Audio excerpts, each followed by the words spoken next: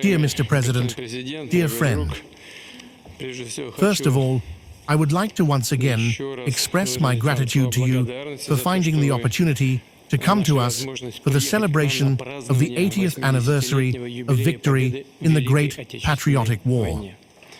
You are always a welcome guest here. We had a productive meeting last October in Kazan on the sidelines of the BRICS summit. Earlier, in August, during your official visit to Moscow, full-fledged Russian-Palestinian negotiations took place. Russia has traditionally paid special attention to relations with Palestine. Our peoples are bound by strong ties of friendship.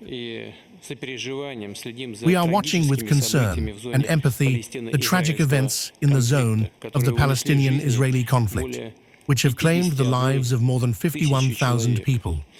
Tensions are also rising in the West Bank of the Jordan River. The Gaza Strip is experiencing, in the full sense of the word, a humanitarian catastrophe.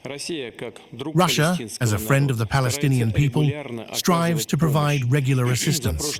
Over the past year, we have delivered more than 800 tons of supplies to those in need, including food, medicine, and essential items.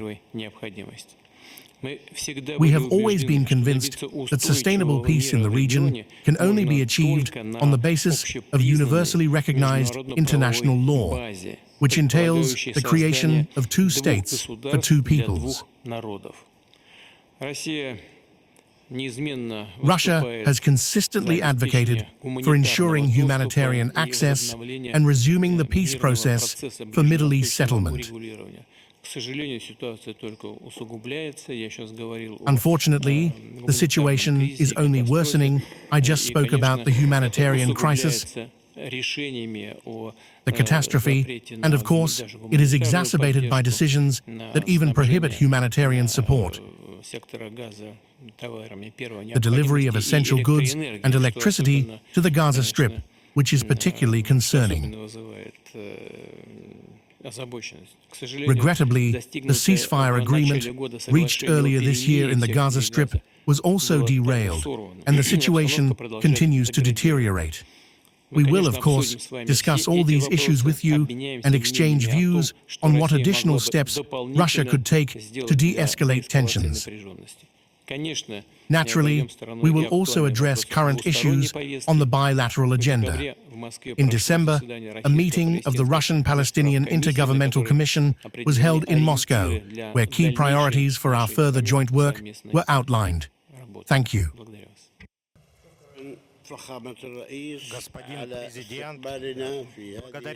Mr. President, I thank you for receiving us these days.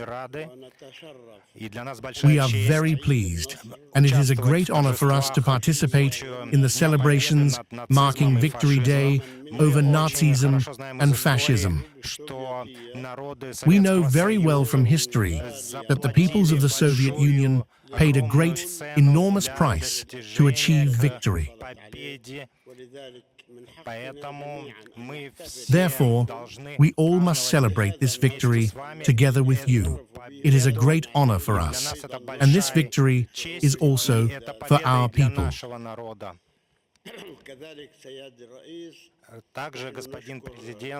Also, Mr. President, we thank the Russian Federation for its approaches and positions in support of the Palestinian cause,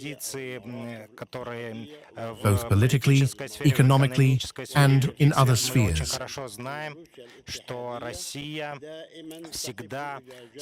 We know very well that Russia has always stood in support of justice and backs the establishment of a Palestinian state with its capital in East Jerusalem, based on international law.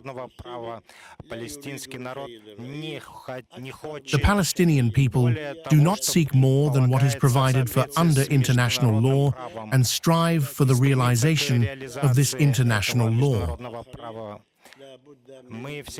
We always tell others that international law must be respected. This is very important to us. We also thank you for the assistance that has been provided recently, including humanitarian aid. 30,000 tons of wheat delivered.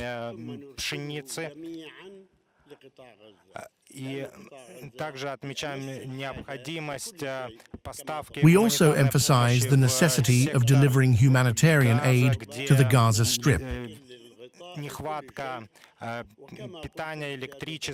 where there is a shortage of food, electricity, and all other essential supplies.